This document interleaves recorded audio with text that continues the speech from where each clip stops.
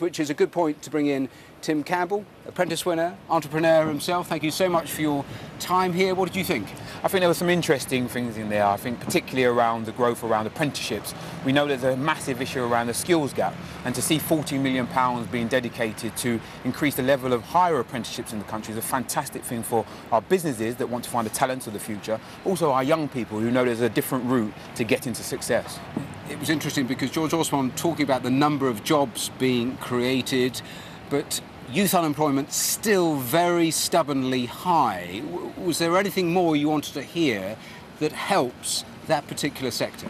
I think there's an awful lot of issues around finding talent, and what we do at Alexander Mann Solutions is find that young talent. I think what George Osborne has done is indicated to businesses that they can embrace young people, particularly the national insurance contributions that were reduced for those under 21. I think it's a great incentive for big and small businesses to think about employing a young person who has bright ideas and aspirations of the future to come into their companies. He was talking about restricting benefits for those who leave school and go directly onto benefits. He was talking about extra maths, extra English.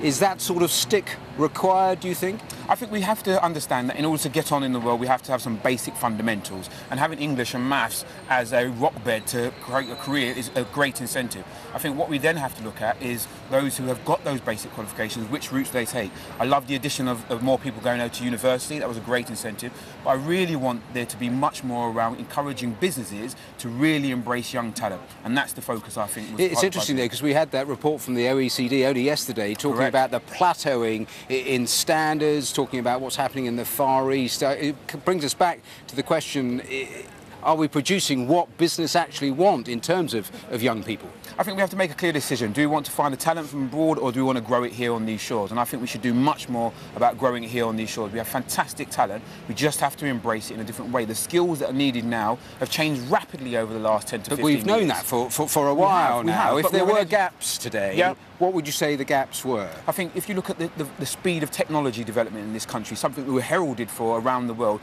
we don't have an academic system that's really grown that quickly. And I think these incentives around apprenticeships, higher apprenticeship particularly, are focused on skills, not just qualifications. OK, there we have to leave it. Tim Campbell, thank you so much.